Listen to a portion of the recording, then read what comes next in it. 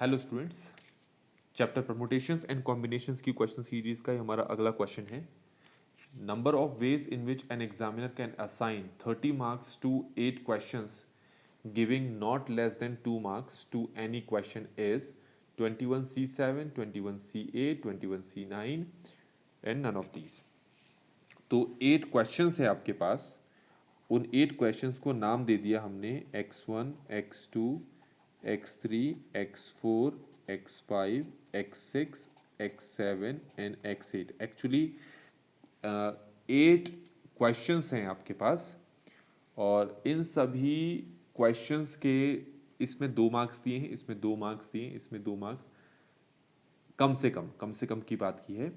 जितने भी मार्क्स इनको दे रहे हो, टोटल मार्क्स का जो सम होना चाहिए वो कितना होना चाहिए? 30.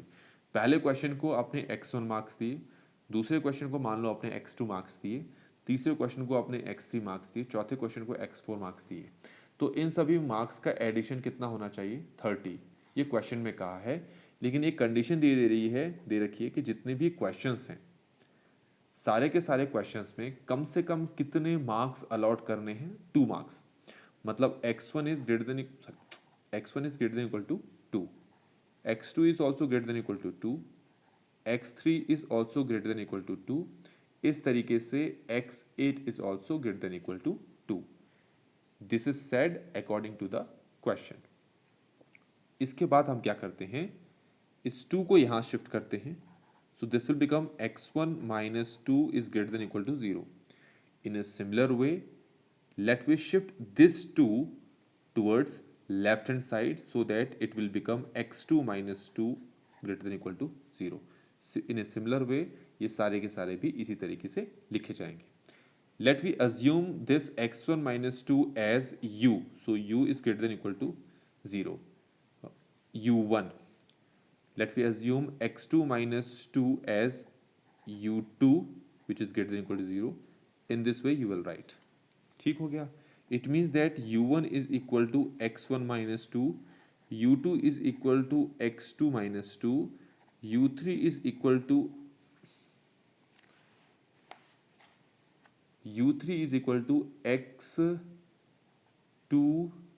x3 minus 2. In this way you will do this. And getting the value of x1, so this will become x1 equal to u1 plus 2. यहाँ से x2 की वैल्यू निकालोगे तो x2 is equal to u2 plus 2. यहाँ से x3 की निकालोगे तो ये हो जाएगा x3 प्लस 2. इस तरीके से. Now we will put all these values in this equations. Means the value of x1, value of x2, value of x3. In this way, value of x8 you will put here. So अगर मैं यहाँ पर value put करूँ तो this will become u1 plus 2, this will become u1 plus 2, u1 plus 2. Okay, this will become u2 plus 2, u2 plus 2. This will become u3 plus 2.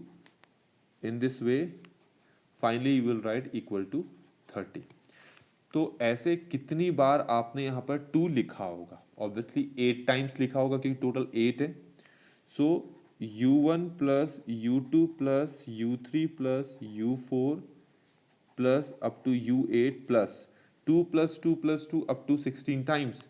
So this will become 16 to, so not 16 times, 8 times. So 8 to the 16, so you will write 16 equal to 30. In next step, you will shift this 16 towards right hand side. So you will get this equation u1 plus u2 plus u3 plus u4 up to u8 equal to 30 minus 16. So 30 minus 16 gives you 14. Okay, it means that u1 plus u2 plus u3 plus up to u8 is equal to 14. Okay, now हमारे पास जो u1 है that is greater than equal to 0, u2 भी क्या है? greater than equal to 0. In a similar way, u3 is also greater than equal to 0, and finally u8 is also greater than equal to 0. So ये जो 14 marks हैं, these 14 marks we have to distribute. Now starting में total marks कितने थे, 30 थे ना। तो अब हमारे पास जो नई इक्वेशन आई है, according to that equation we have 14 marks. So these 14 marks you have to distribute among these 8 question so that each question will get at least 0 mark, क्योंकि u1 की वैल्यू 0 है, u2 की वैल्यू भी 0 है. तो इसको करने के लिए हमारे पास तरीका क्या है, 14 you will write first of all, then you will add this 14 with 8 क्योंकि टोटल 8 टर्म्स हैं, then you will subtract 1 और कॉम्बिनेशन के नीचे you will write 8 minus 1. 14 plus 8 is 22 minus 1 is 21. C, 8 minus 1 is 7. So now you are getting 21C7 which is your answer. So let me check with the option.